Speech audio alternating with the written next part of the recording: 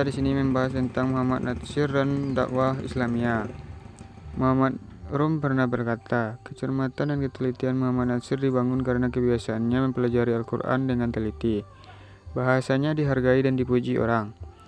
Muhammad Hatta berkata, ada suatu ketika Soekarno tidak mau mendatangani penjelasan resmi yang tidak disusun oleh Muhammad Natsir.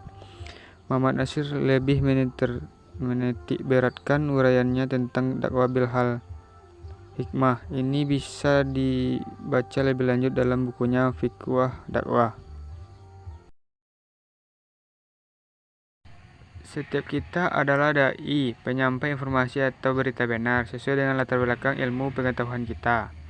Adapun aktivitas kita, maka kita sedang berdakwah, baik di dunia politik, pendidikan, berdagang, bertani, beternak, dan aktivitas di kantor. Muhammad Natsir selalu memulai uraian tentang dakwah beliau dengan mengutip surat Ali Imran ayat 124. Hendaknya kita masuk segolongan umat mengajak berdakwah kepada al-khair, kebaikan yang universal, menyuruh dengan ma'ruf dan mencegah dari yang mungkar. Dalam ayat tersebut terdapat kata kepada, dengan, dan dari. Muhammad Natsir berpolitik melalui jalur dakwah. Beliau pernah menjadi Perdana Menteri masa-masa Presiden Soekarno.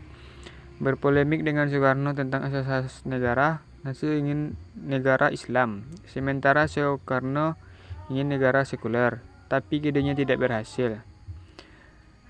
Diutus pada masa Soekarno ke Aceh memberantas pasukan Daud Beruh, tapi malah berangkulan dengan Daud Beruh tersebut.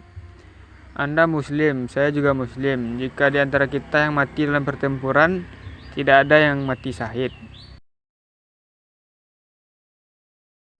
Pernah menjadi mediator pertemuan Soekarno dengan PM Jepang, bagaimana Jepang bisa berinvestasi di Indonesia.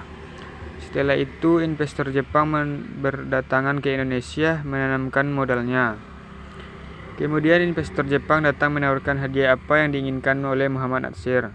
Dan beliau bilang, kalau kalian mau mengasih hadiah, kasih saja ke rakyat kami.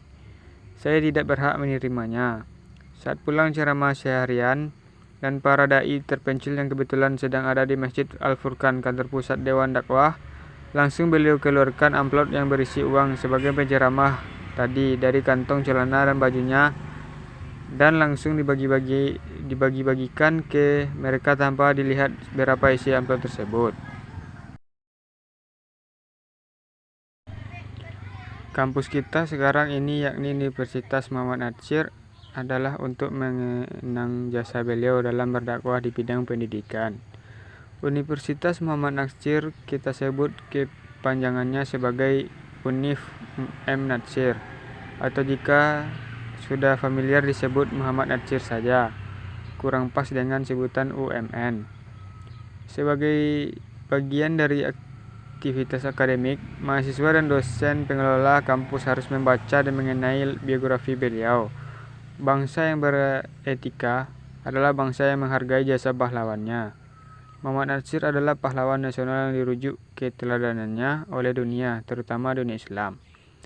Adalah kewajiban kita menjadikan kampus ini sebagai agen untuk menduniakan beliau di bidang pendidikan. Sekian dari saya, terima kasih.